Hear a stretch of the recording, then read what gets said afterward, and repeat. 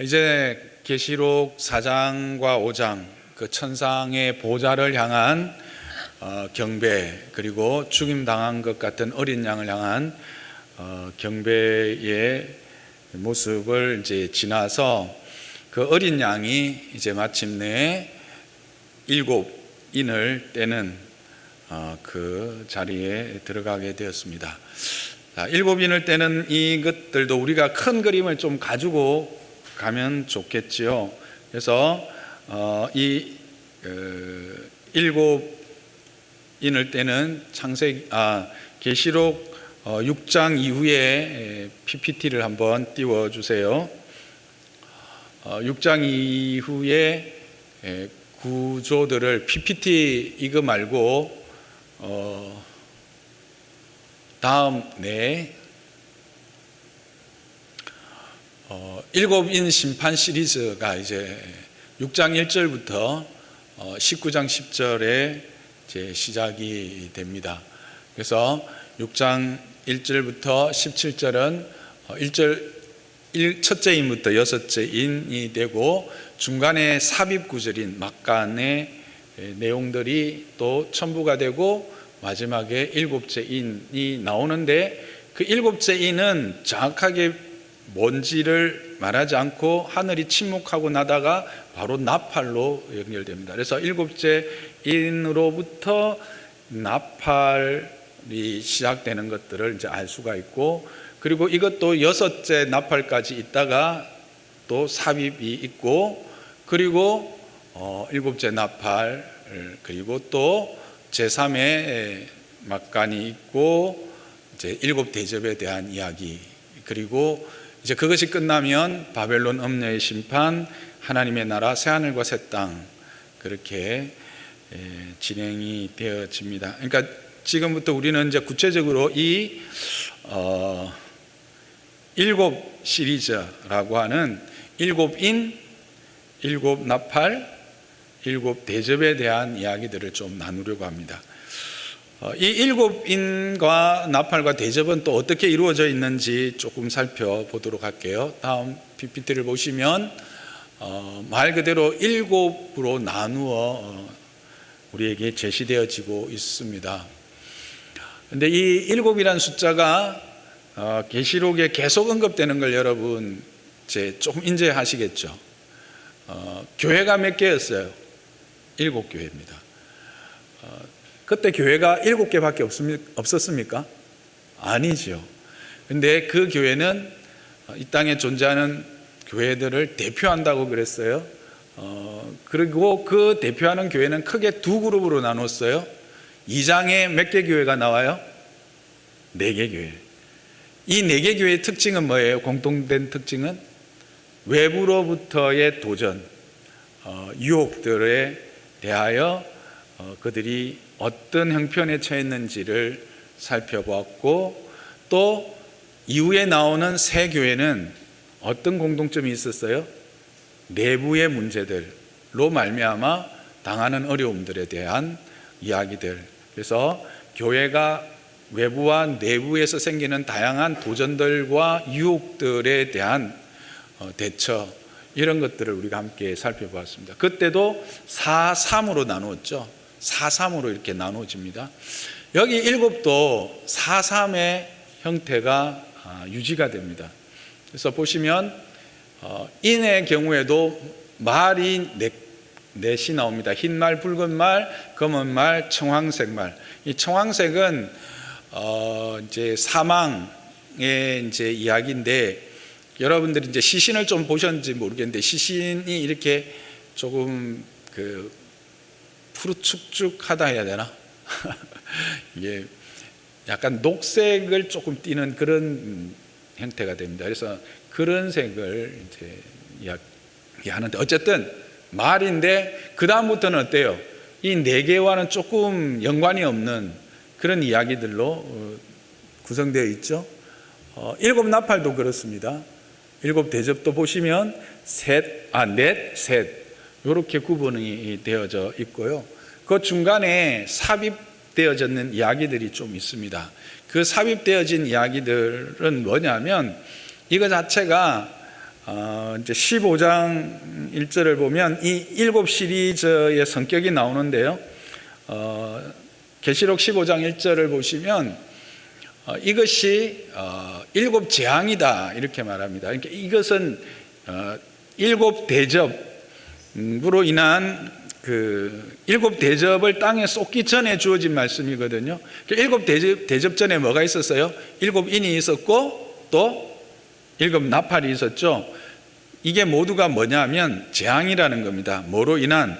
하나님의 진노로 인한 재앙인데, 이 일곱 대접으로 이것이 마치니까 결국 일곱 인도, 일곱 나팔도, 일곱 대접도 이렇게 재앙의 상징이고 재앙을 이야기하는, 하나님의 진노로 말미암아 이 땅에 쏟아지고 이 땅에서 나타나는 재앙을 이야기한 거예요. 그러니까 재앙하면 어떻게 해요?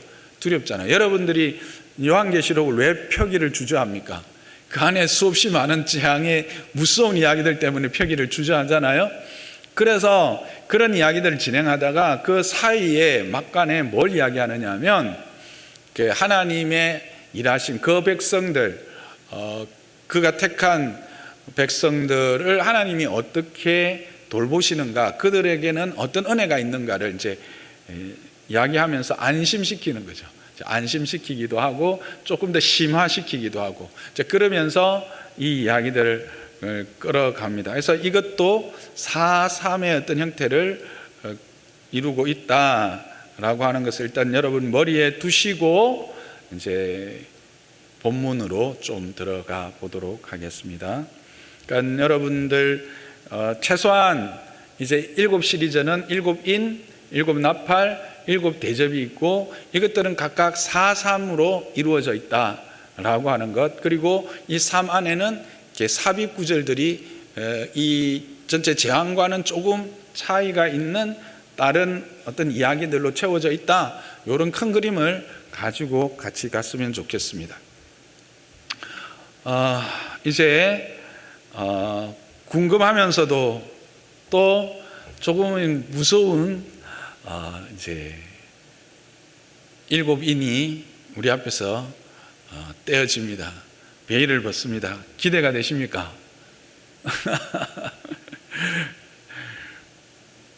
자, 6장 1절을 보면 이제 어린 양이 일곱 인 중에 하나를 떼십니다. 그 뗄 때에 네 생물 중에 하나가 누군지는 모르겠어요. 우레소리 같이 음성을 발하면서 나오라, 오라 이렇게 합니다. 그랬더니 뭐가 나타났습니까? 흰 말과 그것을 탄 자가 나타났습니다. 흰 말이 중요할까요? 흰 말을 탄 자가 중요할까요? 그렇죠. 흰 말을 탄 자죠. 그래서 흰 말과 흰 말을 탄 자가 나타나는데 그는 활을 가졌습니다.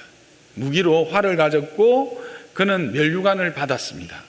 그리고서는 나가서 이기고 또 이기려고 하더라 하는 모습이 사도 요한에게 보인 것입니다. 자, 그러면 우리는 여기서 이제 우리 경상도 말로 누구? 이 흰 말을 탄 자가 누구? 궁금한 겁니다. 살펴봅시다. 첫째, 그는 흰 말을 탔습니다. 성경에서 흰 것은 어떤 의미입니까? 성결입니다. 거룩입니다. 그리고 이 흰색은 하나님의 백성을 상징하는 색이기도 합니다. 여러분 7장 9절을 보시면 구원받은 셀 수 없는 많은 무리들이 무슨 옷을 입고 있느냐 하면 흰색 옷을 입고 있습니다. 6장 11절에 보시면 순교한 자에게 주어지는 것이 있는데 그게 흰 두루마기입니다. 다 무슨 색을 입고 무슨 색을 받았어요? 흰색을 받았어요. 뿐만 아니라 우리가 계시록 1장 4절에서 예수님을 소개할 때 어떻게 소개를 하고 있죠? 머리에 털이 어떤 색이었죠? 흰 양털 같고 눈 같더라, 그렇게 되어 있습니다. 그리고 흰 말을 탄 자가 받은 것은 무엇입니까? 활을 가졌고 면류관을 받았습니다. 그리고 그가 행한 것은 무엇입니까? 이긴 것입니다. 이기고 또 이긴 것입니다. 누가 이겼습니까? 목베임 당한 죽인 것 같은 어린 양이 이겼다고 우리가 5장을 시작하면서 확인했죠. 인을 뗄 자가 없어서 하늘 위와 하늘 땅과 하늘 아래와 바다에 인을 뗄 자가 없어서 울고 있는 요한에게 와서 울지 마라 하면서 소개한 이가 누굽니까? 인을 뗄 수 있는 자가 바로 이 죽임을 당한 어린 양이다. 그렇게 하고 있어요. 그가 이겼다 하면 위로했죠. 그렇습니다. 그 다음에 무엇보다도 계시록 19장 11절에서 16절을 보면 그 승리한 만왕의 왕에 대한 만주의 주에 대한 묘사가 나옵니다. 만왕의 왕 만주의 주는 누구예요? 예수 그리스도죠. 그는 11절에 보니까 백마를 타고 옵니다. 빨리빨리 가겠습니다. 그런데 그의 이름은 뭐라고요? 충신과 진실이었습니다. 그의 머리에는 뭐가 있었어요? 많은 관들이 있었어요. 그리고 그를 따르는 자들은 또한 뭘 타고 와요? 백마를 타고 흰 세마포 옷을, 희고 깨끗한 세마포 옷을 입고 있습니다. 그리고 그는 입에서 예리한 금이 나오고요. 그리고 그는 그의 다리에 만왕의 왕이요 만주의 주라고 하는 이름을 새긴 분으로 소개되고 있습니다. 이걸 볼 때 여기 6장 2절에 나오는 흰 말을 탄 자는 누구라고 우리가 추정을 해볼 수 있겠습니까? 기납법적으로 일반적인 사실들을 하나하나 모아서 하나의 사실을 유추해서 결론을 내어보면 메시아이구나, 그리스도이구나 라고 우리는 생각할 수 있습니다. 그런데 그래서 초기에는 다 이 흰말을 탄 자가 메시아, 그리스도로 생각했습니다. 그래서 여러분 중에 혹시 그 밑에 해설을 달린 성경책을 가지신 분들은 거기서 흰말을 탄 자가 그리스도다, 메시아다라고 하고 해설을 적어 놓은 성경책이 있을 겁니다. 그랬는데 학자들이 이거를 조금 더 연구하면서 보니까 이게 그리스도라고 하기에는 이게 조금 이상한 것들이 이제 하나하나 보게 됩니다. 이제 가장 먼저 딱 떠오르는 거는 여러분, 이제 6장을 시작하면서 누가 인을 떼고 계십니까? 예수님이 인을 떼고 계십니다. 근데 이 인을 떼는 것은 어떤 것이라고요? 어떤 일이 일어난다고요? 재앙이 일어난다라는 거잖아요. 우리가 그 15장을 통해서 확인했죠? 이 하나님의 진노로 말미암는 재앙입니다. 그런데 인을 떼신 그분이 이 땅에 재앙을 베푸는 흰말을 탄 자로 본인이 직접 나온다? 자연스럽습니까? 부자연스럽습니까? 전체 문맥으로 봐서 이게 좀 부자연스럽습니다. 자, 그러니까 그것에 대해서는 이렇게 이제 또 해석을 했습니다. 지금부터 이제 시작되는 재앙이, 하나님의 진노로 말미암는 재앙들이 너무나 끔찍하고 너무나 말할 수 없는 그 무서운 그런 일들이니까 그 일들에 앞서서 이기고 이긴 그리스도가 나와서 그 성도들을 미리 격려하고 힘을 주고 그래서 두려워하지 않게 하고 이제 재앙을 시작하려고 하시는 것이다 라고 해석을 또 하면서 그것은 이제 이렇게 이야기를 했습니다. 그러면 그거는까지는 좋다고 보자는 거죠. 그런데 19장의 그리스도와 이제 이 6장의 흰 말을 탄 자를 비교를 해보면 19장의 그리스도는 분명한 이름이 있었습니다. 흰 말을 탔을 뿐만 아니라 충신과 진실이라고 하는 분명한 정체성, 자기 이름을 가지고 마지막에는 만왕의 왕이요 만주의 주라고 하는 분명한 표식이 있었습니다. 그런데 6장의 흰말을 탄 자는 이름이 있습니까? 이름이 없어요. 정체가 불분명합니다. 그 다음에 19장의 그리스도는 그의 입에서 나오는 말씀의 검이 있었어요. 그런데 이 흰말을 탄 자가 가진 무기는 뭐였죠? 활이었어요. 이게 구약에 보면 이 활은 하나님의 백성을 대적하는 자가 가진 무기, 그것을 그러니까 백성들을 대적하는 것에 쓰이는 무기로 에스겔서에 나온다라는 것이죠. 그 다음 19장의 그리스도가 쓰고 있는 관과 6장의 흰말을 가지고 있는 그 흰말을 탄 자의 면류관이 헬라어로 보니까 다른 거예요. 의미가 6장에 나오는 이 흰말을 탄 자는 그가 받은 면류관은 스테파노스라고 하는 관이었어요.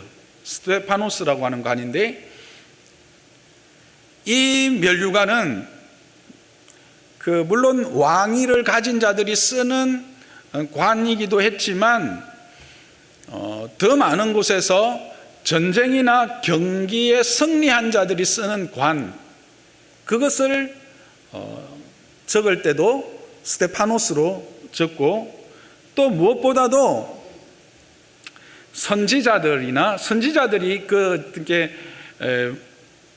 또는 이제 예언적 신탁을 받은 자들, 신탁 다 아시죠? 신탁 은행이 아닌 거는 또 아시겠죠? 요즘 혹시 여러분 중에 이게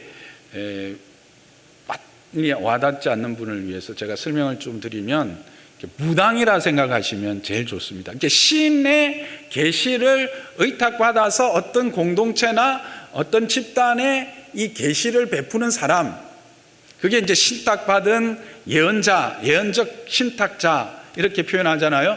그러니까 고대 사회는 그런 사람들이 많았잖아요. 지금도 아프리카나 이런 데 가면 그렇게 어떤 예언적 신탁자들, 다른 말로 하면 그 제사장적 역할을 하는, 어떤 신과 이 땅에 있는 사람들 간의 중간에 서서 그 역할을 하는 자를 신탁을 받은 예언자들이라 표현하잖아요.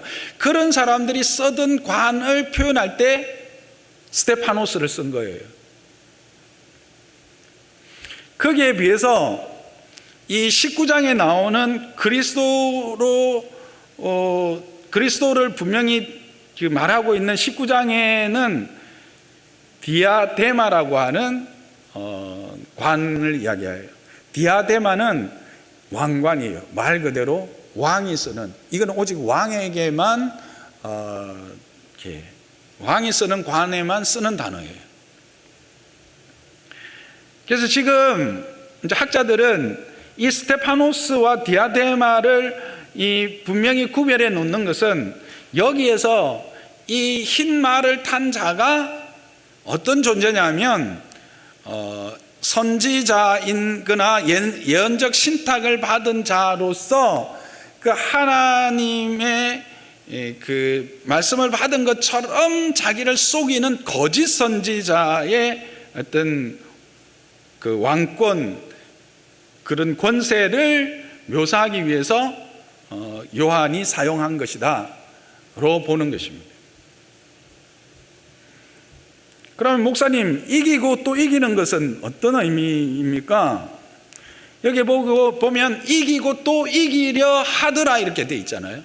그러니까 한번 이기고 계속해서 이기는 건데, 이게 이제 문법적으로나 그것을 살펴보면 군사적 정복을 통하여 승리를 쟁취하려는 강한 욕구를 표현한 거예요. 그러니까 이들이 어떤 활이라고 하는 그런 그 무기, 권력을 가지고 성도들을 이기고 이기는데 계속해서 정복하고 그들을 이기려고 하는, 승리를 쟁취하려고 하는 그 욕구를 그렇게 표현한 것이다. 그래서 실질적으로 보면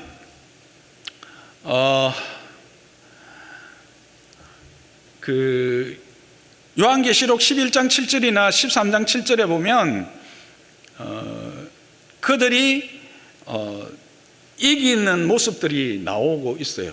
11장 7절에 보면 정언을 마칠 때 무저강으로부터 올라오는 짐승이 있는데 전쟁을 일으켜서 그들을 어떻게 해요? 이기고 그들을 죽인지라. 그들이 누구냐면 성도들입니다. 13장 7절에 보면 또 권세를 받아서 성도들과 싸워 이기게 되고 각 족속과 백성과 방언과 나라를 다스리는 권세를 받는다. 이렇게 실질적으로 그들이 이기는 모습들을 이렇게 보여줍니다. 그래서 여기서 이김은 최종적인 예수 그리스도로 말미암아 온 이김을 말하는 것이 아니라 그와 같은 성도들을 억압하고 이겨고 또 이기는 것으로 이제 우리가 해석이 된다는 것이죠. 그래서 요즘은 이 흰말을 탄 자는 결국 거짓 선지자 또는 거짓 그리스도, 적그리스도로 해석을 합니다. 그것을 또 해석하게 되는 결정적인 증거 중에 하나는 예수님의 말씀입니다. 여러분 이제 복음서를 보면 예수님이 마지막에 예루살렘에 올라가시죠. 마지막 유월절을 위해서 예루살렘에 올라가실 때 그 성전을 보면서 이 성전에 있는 돌이 그 돌 위에 돌 하나도 이 성벽에 돌 위에 이게 말이 안 해. 도네. 돌 위에 돌 하나도 남지 않게 완전히 파괴될 것이다 이런 이야기합니다. 그거는 무슨 의미였죠? 마지막 날에 대한 예언인 것을 제자들은 알았죠. 그래서 어떻게 합니까? 감람산에 계실 때 조용히 와서 예수님 언제 그런 일이 있는데요? 어떤 징조가 나타납니까? 이렇게 아주 조용히 물었다고 그렇게 되어 있습니다. 그때 그에 대해서 예수님이 이제 하신 말씀들이 24장에 쭉 나오지요. 그것을 이제 핵심을 이제 맨 먼저 말씀하신 게 24장 5절과 24장 11절에 있습니다. 한번 읽어볼까요? 마태복음 24장 5절. 많은 사람이 내 이름으로 와서 이르되 나는 그리스도라 하여 많은 사람을 미혹하리라. 11절. 거짓 선지자가 많이 일어나 많은 사람을 미혹하겠다. 뭘 이야기하고 있습니까? 징조를 말씀하실 때 가장 먼저 나타나는 징조, 그게 뭐냐면 거짓 선지자와 미혹하는 자의 출현입니다. 아구가 딱 맞아지죠. 지금 인을 떼는 것은 무엇의 시작이다? 종말의 징조, 하나님의 진노로 말미암는 재앙의 시작을 알리는데 그 시작이 누구다? 거짓 선지자요, 즉 그리스도라는 것. 이것을 통해서 우리는 그럼 어떤 교훈을 받게 됩니까? 한마디로 말해서 이 흰 말을 탄 자는 짝퉁인 거죠. 겉으로 보면 너무 흡사하고 비슷해서 분간하기가 힘들어요. 겉으로 드러나는 모습은 너무 비슷한 거예요. 특히 그들은 뭐예요? 능력도 있어요. 활을 가지고 있어요.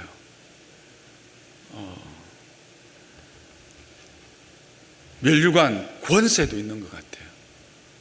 그래서 여러분, 그들의 집회나 그들이 하는 요즘에 뭐 신사도 운동한다고 하는 사람들도 그렇고 또 완전히 이단들인 옛날에 박태선 장로라고 여러분 혹시 아는지 모르겠는데 박태선 신앙촌 아주 유명했습니다. 저도 태어나기 전에 한강에서 집회를 한 번씩 하면 정말 앉아있던 자들이 발을 저는 자들이 벌떡벌떡 일어나서 걸어서 나왔어요. 문성명도 얼마나 권세가 있습니까? 이만희도 여러분 그 안에서 일어나는 일들 놀랍지 않아요?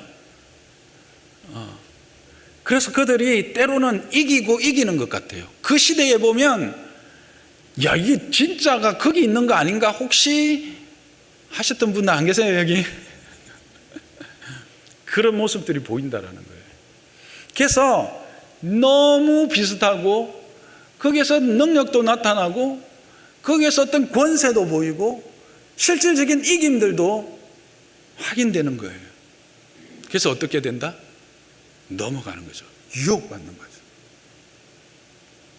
그게 뭐다? 하나님의 징계, 재앙의 징조, 종말의 시작이라고 하는 것입니다. 그러면 또 우리는 이제 질문합니다. 언제 오는데요? 언제 옵니까? 적그리스도는 그렇게 이야기합니다. 자, 요한일서 4장을 봅시다. 요한일서 1절에서 3절. 요한일서 4장. 제가 자꾸 말이 꼬이죠. 요한일서 4장 1절에서 3절. 시작.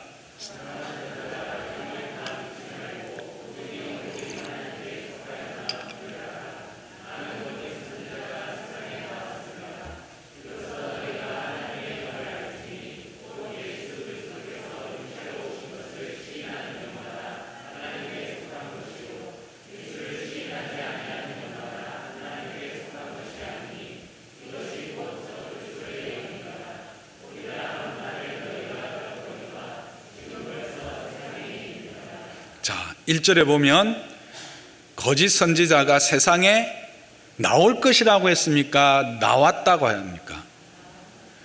3절에 보면 적 그리스도의 영 했고 오리라 한 말을 너희가 들었다고 했는데 지금 벌써 세상에 있습니까? 없습니까? 이때가 언제입니까? 이 성경이 기록된 때가 언제입니까? 몰라요? 이 누가 기록한 거죠? 요한일서는 누구가 기록한 거예요? 사도 요한이. 그러면 언제부터 적그리스도가 나온 거예요?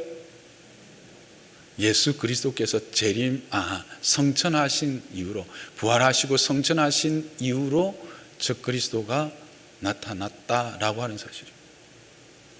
뭘 이야기하는 걸까요? 첫째, 종말은 언제부터 시작됐다? 그리스도께서 오심부터 시작됐다는 거예요. 우리가 종말이라고 하는 것을 어떤 시간의 순서로 하는데 이거는 다음에 한번 또 간단하게 이야기하겠습니다. 아닙니다. 여기에 나오는 일곱 인, 일곱 나팔, 일곱 대접은 시간 순서의 배열이 아닙니다. 이걸 시간 순서로 해석을 하다 보니까 엉뚱한 해석들이 나와서 이상한 데로 빠져버린 거예요. 대표적인 게 이제 세대주의인데 이 세대주의에도 조금 구분이 되기는 해요. 근데 극단적 세대주의자들은 너무 문제가 많고 이 극단적 세대주의로부터 수없이 많은 뭐가 나온 겁니까? 이단들이 나오기 시작한 거예요. 종말은 언제부터다? 그리스도께서 이 땅에 오심으로부터 종말은 시작된 거예요. 그렇게 본다면 우리는 지금 어느 시대를 살아가고 있는 거예요? 종말을 살아가고 있는 거예요. 그래서 우리가 종말론적 신앙을 이야기를 하는 것은 어떤 종말이 이르를 시기가 되었을 때 내가 거기에 대처하는 신앙이 아니라 종말을 살아가는 자로서의 신앙함이 무엇인가를 계속해서 우리는 확인하고 그렇게 살아내야 되는 거예요.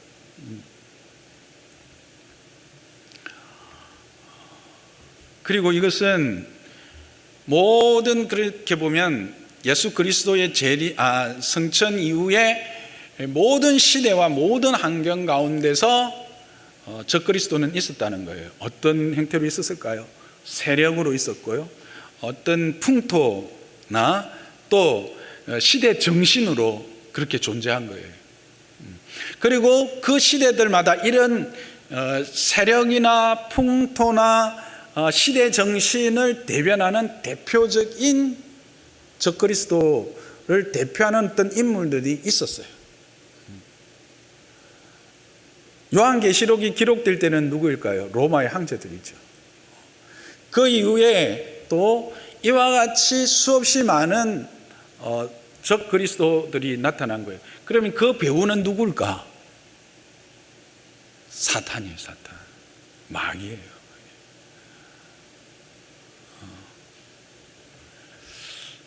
어제 한 가정을 신방을 했어요.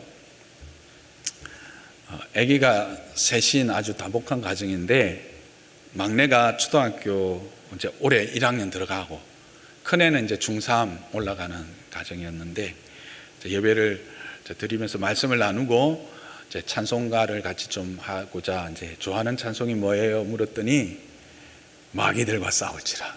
지학교선 형제. 와, 종말론적 삶을 사는 게 뭘 우리가 지금 이 믿음을 가지고 신앙함이 무슨 의미인지를 분명히 아는. 제가 그 좋아하는 찬양이 뭐예요 했을 때 이것 하는 분 제가 처음 만났어요.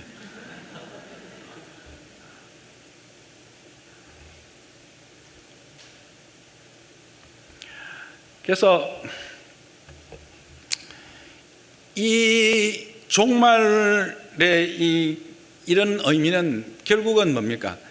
이 세상은 하나님의 심판으로 밖에 끝낼 수 없는 그런 내용과 그런 본질과 원리와 정신을 가진 공동체라고 하는 것이죠. 그걸 우리는 분명히 인식해야 하는 겁니다. 종말론적인 삶을 살기 위해서는 세상에 대한 인식이 있어야 돼요. 그래서 사도 바울은 어떻게 이야기합니까? 로마서 12장 1절 2절 다 알죠? 한번 암송해 볼까요? 시작. 그러므로 형제들아 내가 하나님의 모든 자비하심으로 너희를 권하노니 너희 몸을 거룩한 산 제물로 드리라. 이는 너희가 드릴 어떤 예배? 영적 예배다. 잠깐만. 그러니까 우리가 이런 종말을 사는 자로서 우리는 어떤 삶을 사는 것이 진정한 종말론적 신앙함인가? 그것은 바로 우리를 하나님이 기뻐하시는 거룩한 살아있는 제물. 이거는 뭐예요? 죽어서 제물 되는 게 아니에요. 나의 삶이 하나님이 기쁘게 받으시는 제물 되는 그 신앙함이 되어야 된다는 거예요. 그게 진정한 영적 예배라는 거예요. 영적 예배라는 것은 뭐 이렇게 딱 정장 차려 입고 근엄하게 찬송가 이게 영적 예배가 아니라는 거예요. 삶이 하나님이 받으시는 거룩한 산 제물이 되는 것, 그것이라는 거예요. 그런 영적 예배의 삶을 사는 게 종말론적 신앙이라는 거예요.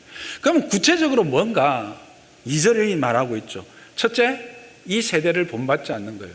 이 시대의 정신, 이 시대의 풍조, 그것을 본받지 않는 거예요. 세상이 추구하는 것, 그건 다 뭐예요? 거짓과 술수와 모든 속이는 것들이잖아요. 그런데 그 중심이 뭐예요? 내가 왕인 거예요. 요즘 포스트 모더니즘이 뭐예요? 제가 자주 말씀드리죠. 절대 진리는 없는 거예요. 권위의 파괴예요. 그래서 절대 신이 존재할 수가 없어요. 포스트 모더니즘 시대의 사고에서는. 그래서 모든 가치는 상대적이라서 모든 진리는 상대적 값을 가지고 있어요. 그래서 내가 그 진리의 주체가 되는 거죠. MZ세대가 왜 MZ겠어요? 이 시대적 사고의 정신에 투철하기 때문에 그런 거죠. 근데 이게 물론 요즘에 좀 두드러져서 그렇지 옛날에도 없었을까요? 아니에요. 언제부터? 선악을 알겠는 나무의 열매를 먹을 때부터. 그리고 또 이 시대가 계속해서 주장하는 것들이 있죠. 뭐예요? 배금주의. 배금주의가 뭡니까? 금을 숭배하는 거잖아요. 물질 만능이죠. 만몬이 신이 되는 거예요. 그래서 여러분 이런 말 하잖아요. 권력은 잠시 잠깐이지만 돈은 영원하다. 재벌들을 봐라. 정권은 바뀌어서 감옥 갔다 오고 막 이렇게 해도 돈 있는 재벌들은 까딱 없다. 그러면서 끝없이 뭘 추구하게 해요? 우리로 하여금 물질을 추구하게 해요. 그걸 신으로 섬기게 해요. 이런 시대 정신을 우리는 어떻게 하는 거예요? 본받지 않는 거예요. 그러려면 어떻게 해야 본받지 않을 수 있을까? 어떻게 하면 여기로부터 자유할 수 있을까? 첫째는 마음을 새롭게 합니다. 오직이라고 하는 게 이게 강조잖아요. 그러니까 이것밖에 없다라는 거예요. 이게 세상을 본받지 않는 방법은 오직 이것밖에 없다는 거예요. 지금 바울은 아주 강하게 지금 표현하고 있는 거예요. 마음을 새롭게 하는 거예요. 마음을 새롭게 하는 거 어떻게 하면 되나요? 돌을 닦으면 되나요? 와서 막 철야기도 하면 되나요? 통성기도 하면 되나요? 물론 말씀을 바탕으로 한 통성기도 하면 되죠. 어떻게 하면 됩니까? 성령으로 씻음 받는데 여러분 성령의 역할이 뭐예요?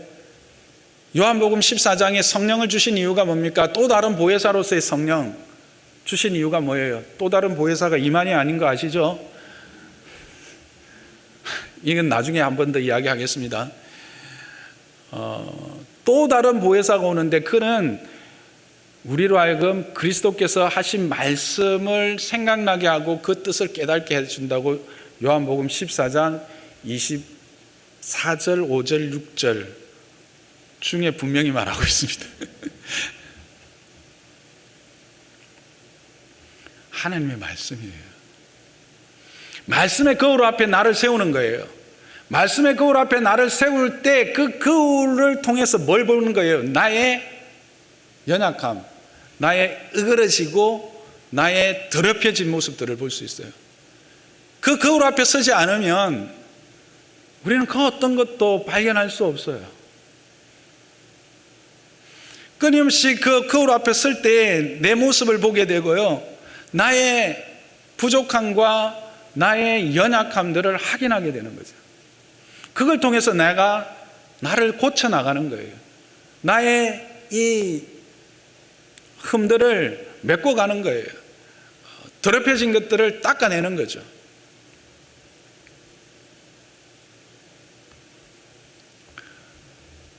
그렇게 할 때 우리에게 뭐가 일어나느냐 하면 변화가 일어나는 거예요. 그렇게 변화를 받아서 결국은 하나님의 선하시고 기뻐하시고 온전한 뜻이 무엇인지 분별하게 되어지는 거예요. 그러니까 세상을 본받지 않고 하나님의 온전하신 뜻이 무엇인지, 하나님의 기뻐하시는 뜻이 무엇인지, 하나님의 선하신 뜻이 무엇인지를 알아서 그것을 따라 내가 그 산 제물로서의 거룩한 영적 예배의 삶을 살아가는 것, 그게 뭐냐면 바로 이 종말을 사는 우리의 신앙함의 모습이어야 된다라고 이야기하고 있는 거예요. 이게 이 흰 말을 타고 나타난 거짓 선지자, 거짓 그리스도의 그 유혹, 그 재앙, 이게 재앙이에요. 왜냐하면 그 유혹에 넘어가 버리면 어떻게 돼요? 하나님의 뜻과는 전혀 상관없이 살다가, 물론 하나님의 그 말할 수 없는 긍휼하심 때문에 우리 택한 자들은 부끄러운 구원이라도 얻게 되지만, 이 땅에 살면서 방관자로서 살아갈 수밖에 없거나, 아니면 때때로 우리도 함부로 하나님을 판단하고 하나님의 대척점에서 살아가면서 하나님이 주신 참된 기쁨과 감사와 그 충만함을 누리지 못하는, 예수 안 믿으려고 하니까 끄림칙하고 그렇는데 예수 믿으려 하니까 이게 이상하고 막 아닌 것 같고, 진화론이 맞는 것 같은데 창조론은 대도 안 한 소리 같고, 그 안에서 갈등하면서 참된 자유함을 누리지 못하고 끌려가는 그런 믿음밖에, 그런 신앙함밖에 할 수 없게 되는 거죠. 여러분들이 이것에서 자유하는 은혜가 있기를 주님의 이름 축복합니다. 그러려면 시대를 본받지 말아야 돼요.